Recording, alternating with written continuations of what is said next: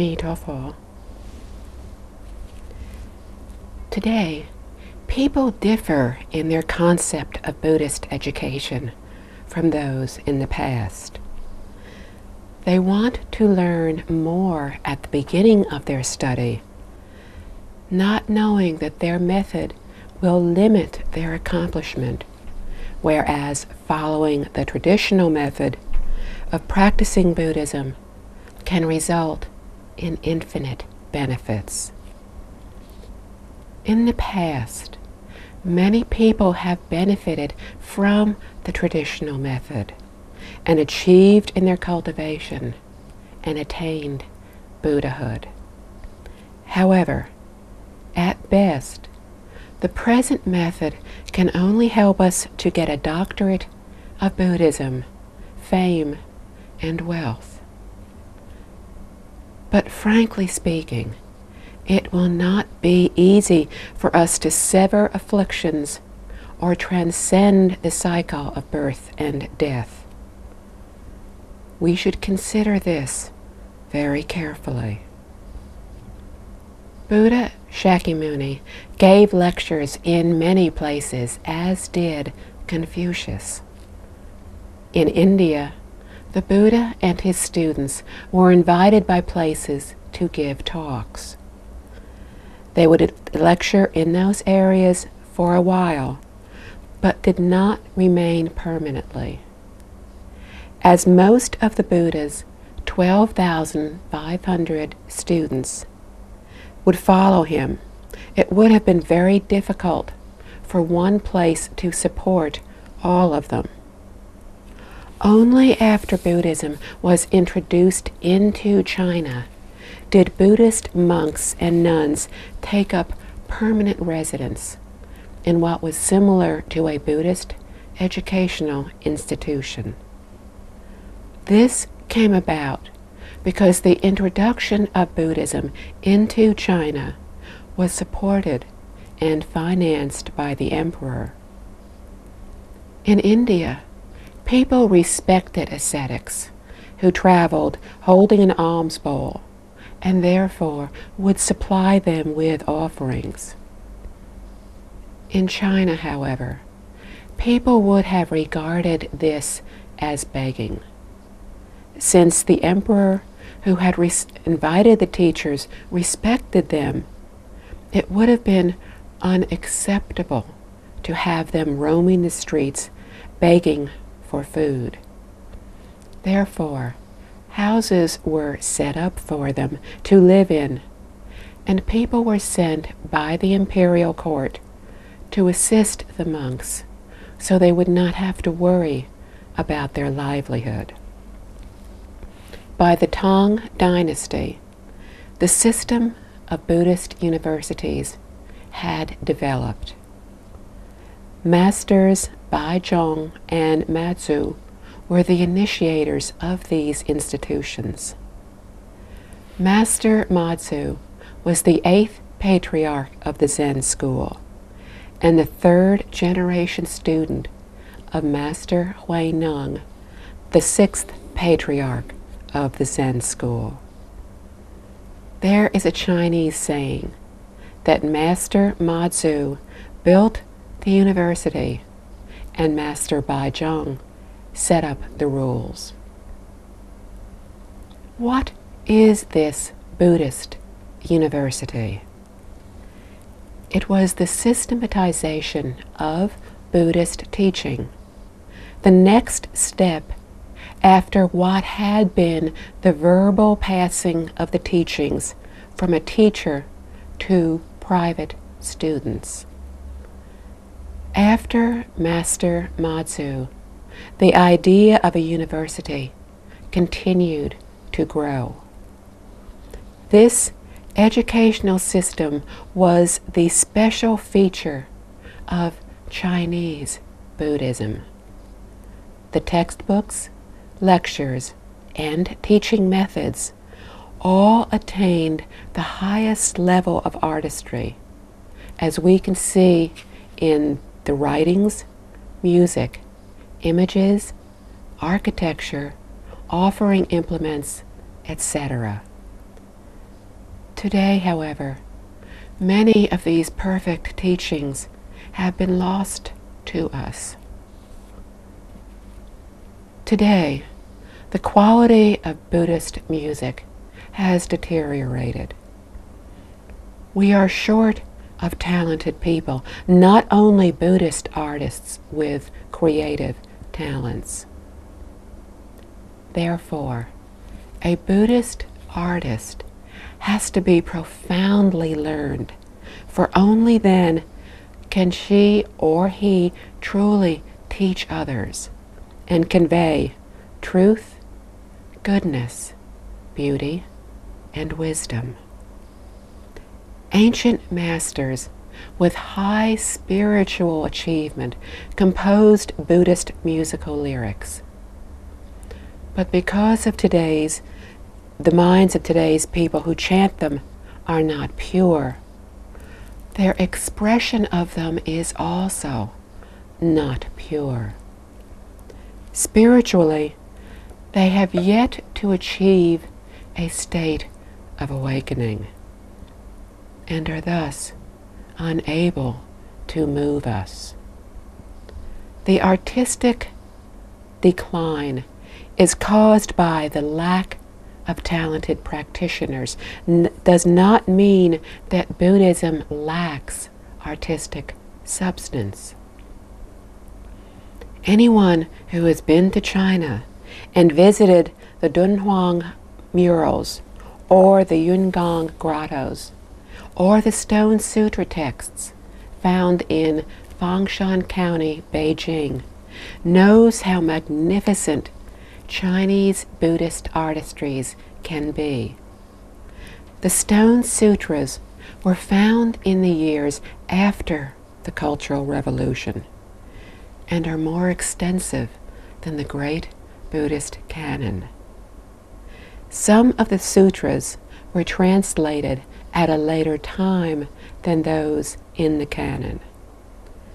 Fortunately, they survived in the Fangshan site. The stone slabs are carved on both sides with characters as large as a thumb. The entire project took 400 years to complete, equal in scale to the building of the Great Wall. This recently discovered collection contains tens of thousands of stone slabs stored in 7 caves. At present, only 2 of the caves are open to the public. We were filled with awe and admiration when we saw these stone sutras and could not help but admire our ancestors for having preserved such a legacy for us. Today, schools and museums are separated. However, the system of Buddhist universities is similar to a combination of a school and museum. For the art forms are educational, not just artistic. They exhibit inspiration and wisdom not discernible by most people. For example, when people see the images of Buddhas and Bodhisattvas, they conclude that Buddhists worship many deities, and therefore Buddhism is a religion and a low-class one at that. Most people believe that in an advanced religion, people only worship one God. They do not understand that Buddhism is not a religion, that we do not worship the images of Buddhas and Bodhisattvas as deities, but rather we regard them as teaching aids, which help us to understand the different methods of cultivation. One single image or method is insufficient to represent all phenomena in the world. So Buddhism uses many kinds of artistic works to represent them. Once we understand the educational significance of Buddhist artistry, we will naturally give rise to admiration and appreciation. All Buddhas symbolize our virtuous nature. All Bodhisattvas and Arhats symbolize the virtue of practice. Without the virtue of practice, the innate virtuous nature cannot be revealed. This complementary relationship is why the Buddha table includes images of both Buddhas and Bodhisattvas. The Buddha represents original nature. The Bodhisattvas represent the application of this nature. This original nature is empty, as it has no set form. All creations or form arise from this original nature. And once there is form, there is application. The Buddha represents the original nature, and the Bodhisattvas represent form and application. This is why in the Flower Adornment Sutra, the Buddha does not comment on the teachings, for the original nature that is empty has nothing to say. But the Bodhisattvas do have something to say, since they apply the principles. Not only is the original nature unexplained, but also no thoughts arise from it.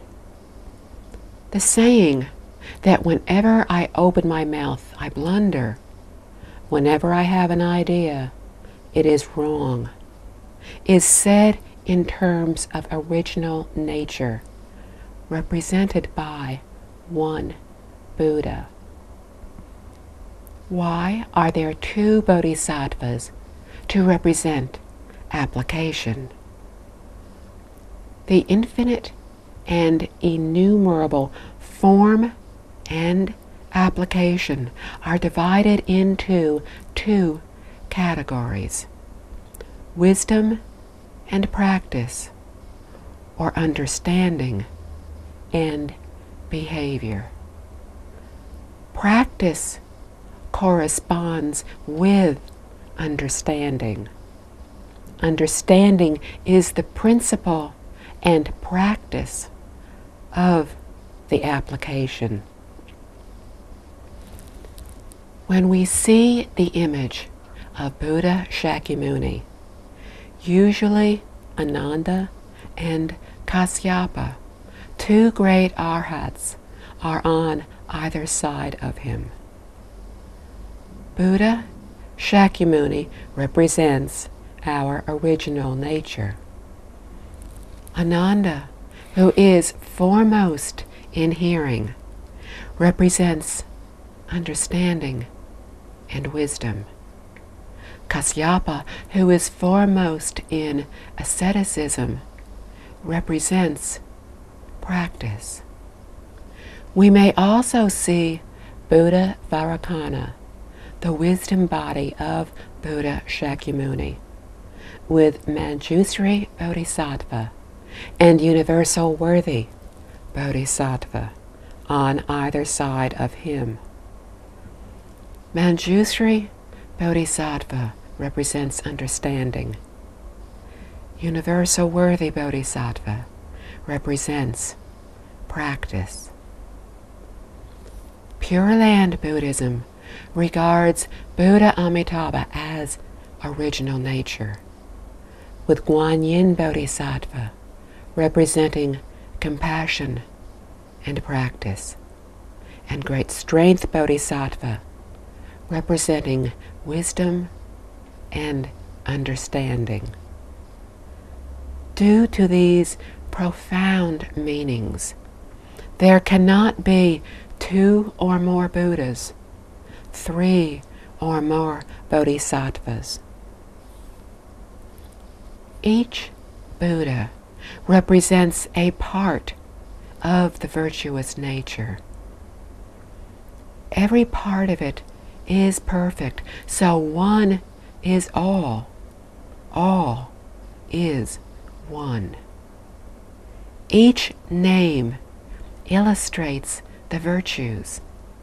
For example, Shakya means kindness, teaching us that we need to treat others with kindness and compassion. Muni means stillness and purity. The whole meaning of Shakyamuni teaches us to behave towards others with kindness and compassion, to strive for purity of mind for ourselves. This is the meaning of Shakyamuni and is innate to our original nature. Amitabha is a Sanskrit transliteration. Amita means infinite life. Fa means Buddha. What is infinite? Everything. Wisdom, ability, long life, etc. But of all of them, infinite life is the most important, for without it, we cannot enjoy all the other infinities. With it, we can enjoy all infinities. How can we gain these infinities? They are none other than our self-nature, our original true nature. The 6th patriarch of Zen, Master Huineng, said, self-nature is innate. From self-nature arises all phenomena in the universe. In other words, it means infinity. What method do we use to obtain this infinity? We practice the teachings of Guanyin Bodhisattva and Great Strength Bodhisattva. The former teaches us to be compassionate. The latter teaches us single-minded concentration of Buddha Amitabha. Great Strength Bodhisattva taught us concentrate solely on Buddha Amitabha, without ceasing, without intermingling with other methods, and in this way we will surely attain wisdom and enlightenment. Adding to this is the compassionate way of Guanyin Bodhisattva. Behaving towards others with compassion and chanting Namo Amitabha will enable us to enjoy infinite life. In this way, we will develop our virtuous nature and uncover our infinite merits and virtues. Thus, when we pay respect to the images of Buddhas and Bodhisattvas, we need to understand that each is a way of cultivation and of the truth of the universe. Buddhist architecture is also an artistic expression. From the exterior, the main cultivation hall appears to have 2 stories, but there is only 1 story inside. The external 2 stories represent absolute truth, or the true reality of life and the universe, and relative truth, or worldly views still clouded with delusion. The interior single story represents that both are the same truth. To the deluded, the 2 appear distinct and separate. However, to the enlightened, they are one and the same. Upon entering a way place, we first see the hall of heavenly guardians. In the center of the hall is Maitreya Bodhisattva. To his left and right are the heavenly guardians or Dharma protectors. Maitreya Bodhisattva, known in the West as the Happy Buddha, is represented by the image of the historical monk Budai, who was a manifestation of Maitreya Bodhisattva. Maitreya Bodhisattva has a big smile that conveys, want to learn Buddhism? Be happy and greet everyone with a smile. Do not constantly lose your temper, or you cannot learn Buddhism. This Bodhisattva also has a huge belly representing broad-mindedness and equality of mind, teaching us to treat everything and everyone with generosity, patience, and serenity. Only by emulating such qualities can we practice and learn Buddhism. Therefore, Maitreya Bodhisattva sits facing the door to tell all who enter, only those who can accomplish this are eligible to learn Buddhism. Standing beside Maitreya Bodhisattva are the 4 heavenly guardians or Dharma protectors. They are symbolic guardians of the practitioners of the Buddhist way. Whom do they protect? They protect us by reminding us to educate ourselves and to safeguard the proper knowledge, which we should learn.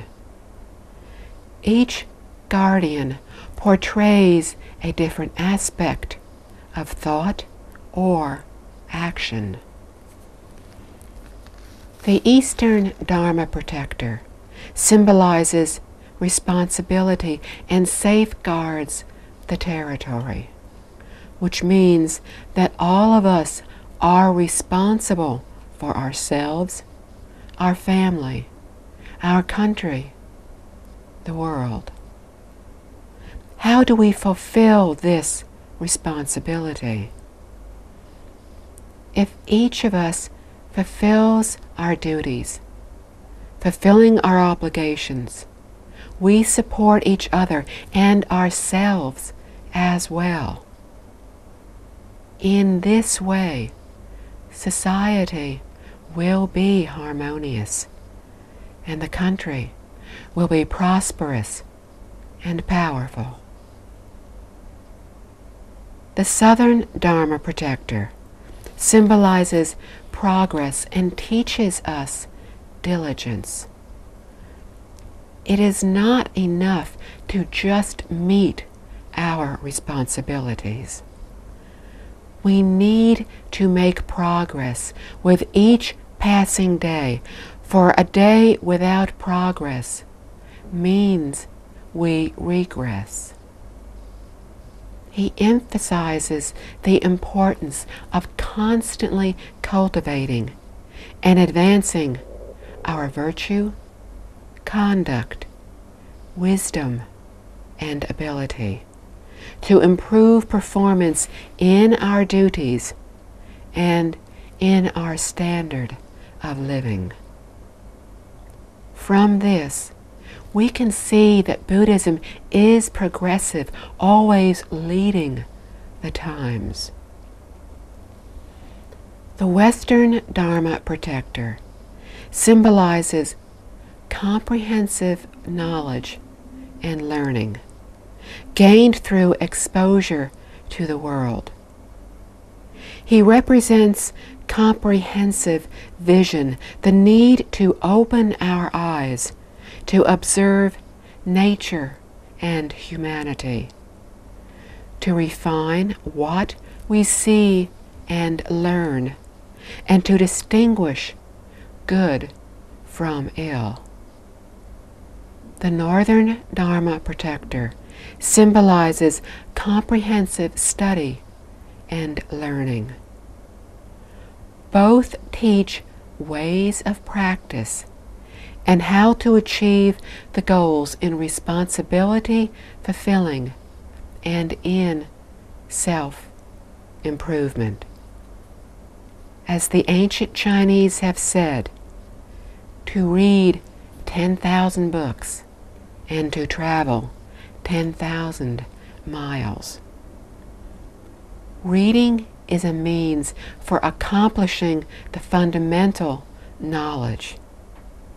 Traveling 10,000 miles is to learn from observation. Through travel, we see advantages of others and learn from them. We also see their shortcomings, which can in turn serve as a warning to us that we can constantly improve ourselves. In this way, we can build a prosperous society and a safe country.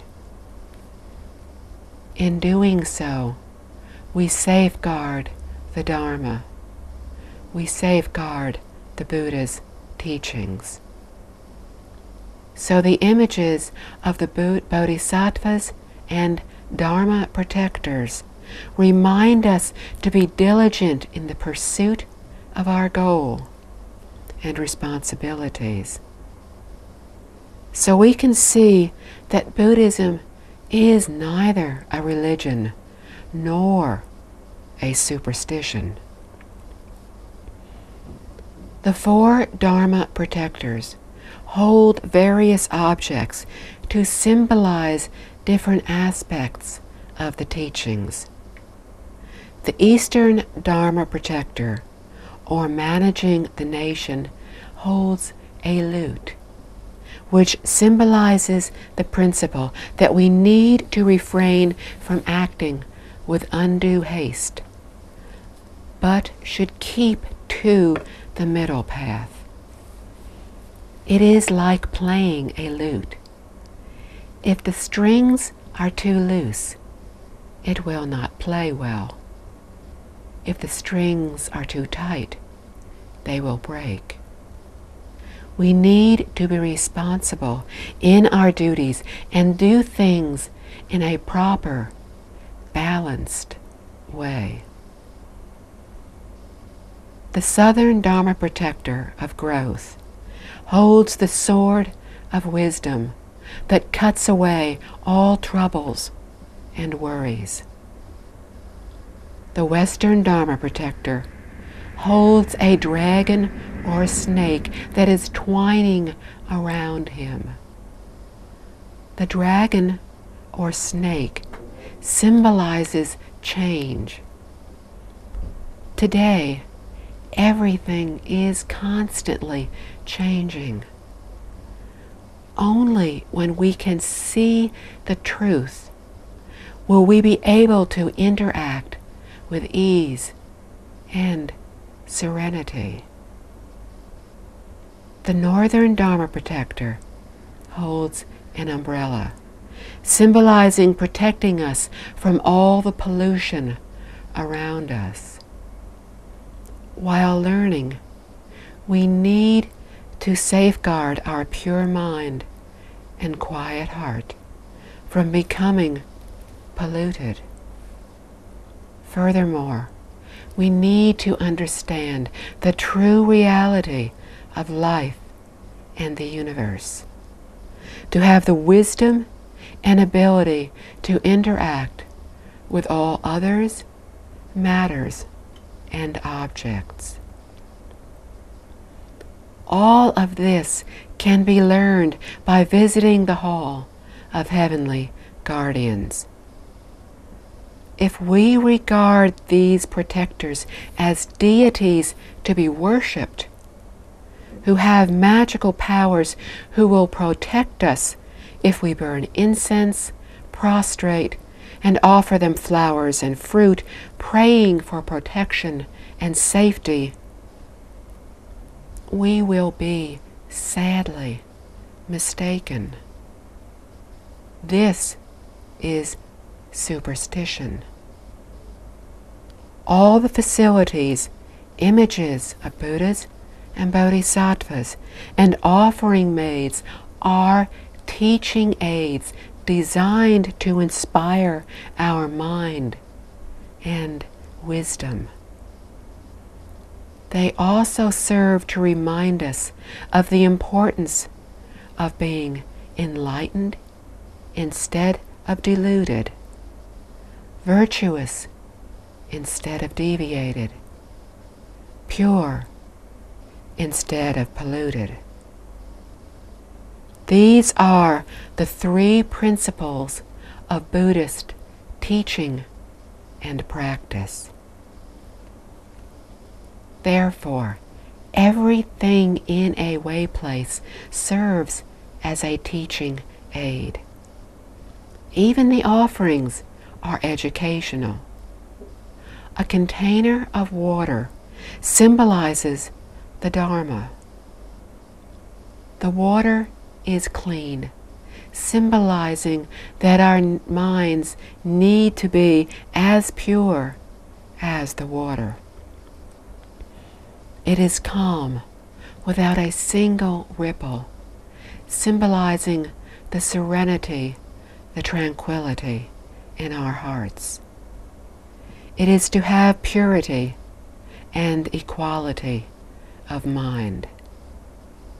Flowers symbolize the cause, as the blossoming of flowers results in the bearing of fruit.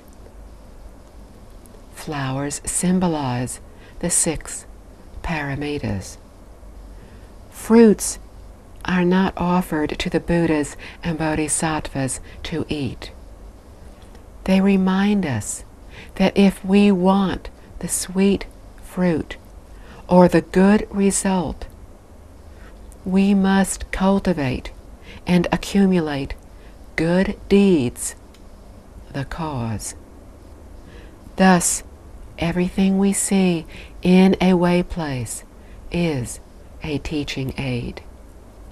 The Buddhas and Bodhisattvas neither smell nor eat. They want for nothing. We also see lamps, which symbolize wisdom and brightness. Incense sticks, which symbolize self-discipline and deep concentration. You will not see anything in the cultivation and lecture halls that do not symbolize some aspect of the teachings.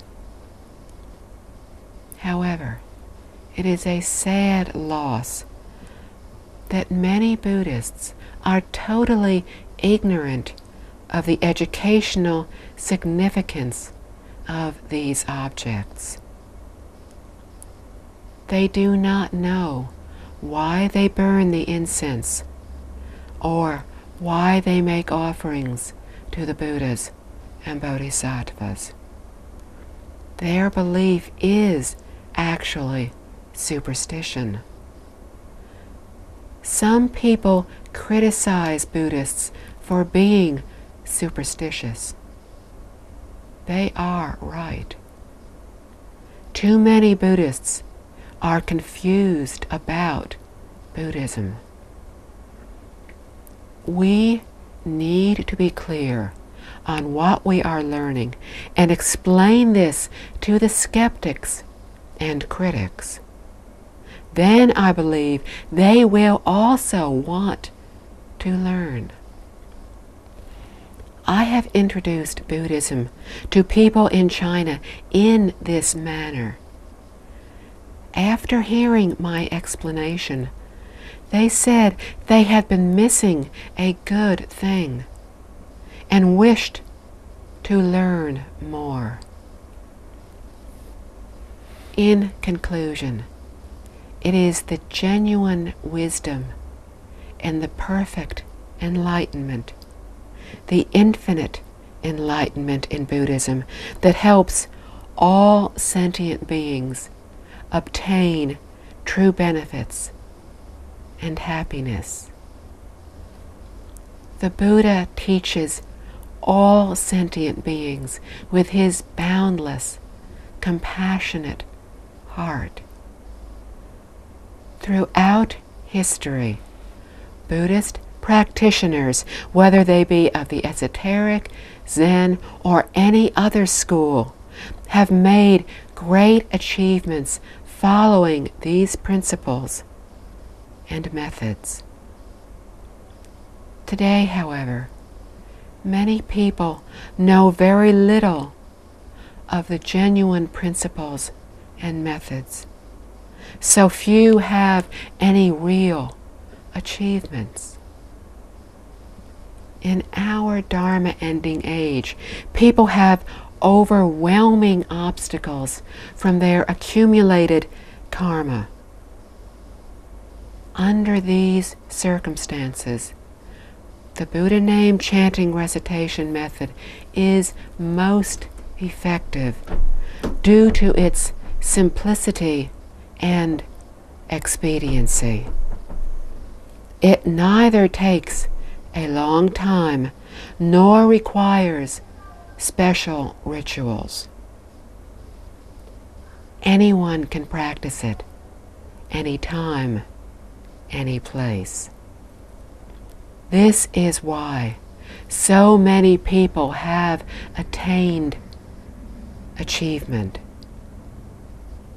Taiwan is neither large in size nor population, but in the last 40 years, by my conservative estimate, over 500 people have attained birth into the Pure Land to become a Buddha in this lifetime.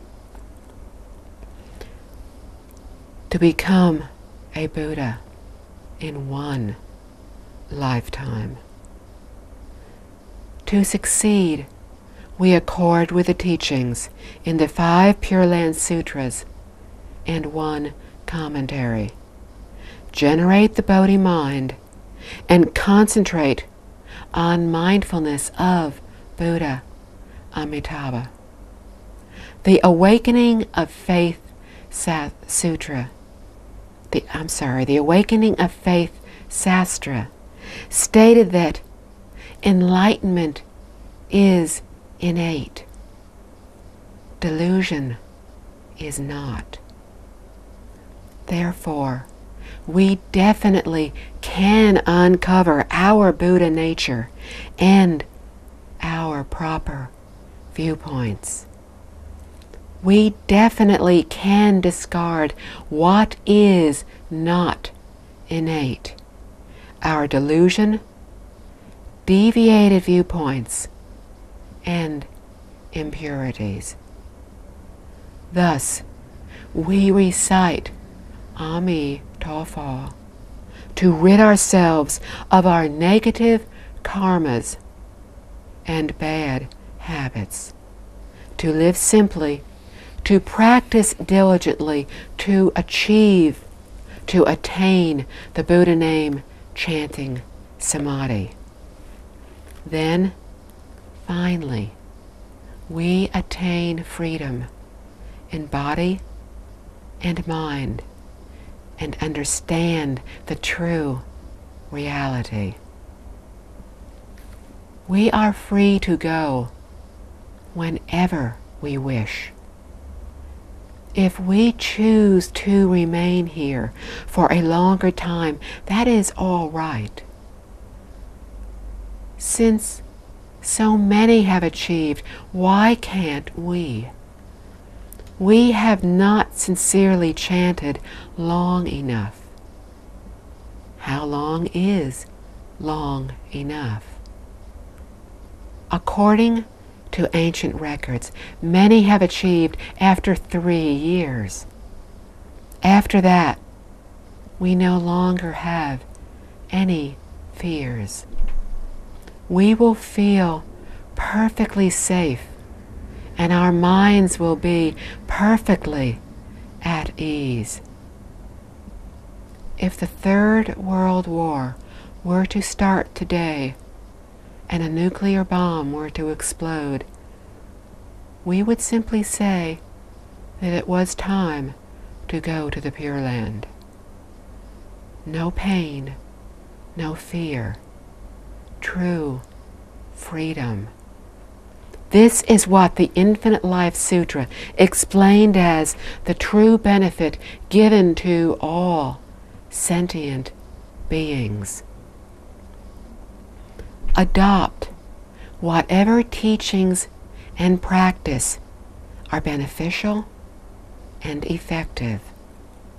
There is only one ultimate goal for us: benefiting all sentient beings, helping them free themselves from delusions and sufferings, and enabling them to attain happiness and enlightenment. If badgering or battering works, use it. If gentleness works, use it. But be aware that falsehoods, attachments, emotions, and delusions have nothing to do with Buddhism or attaining our goal.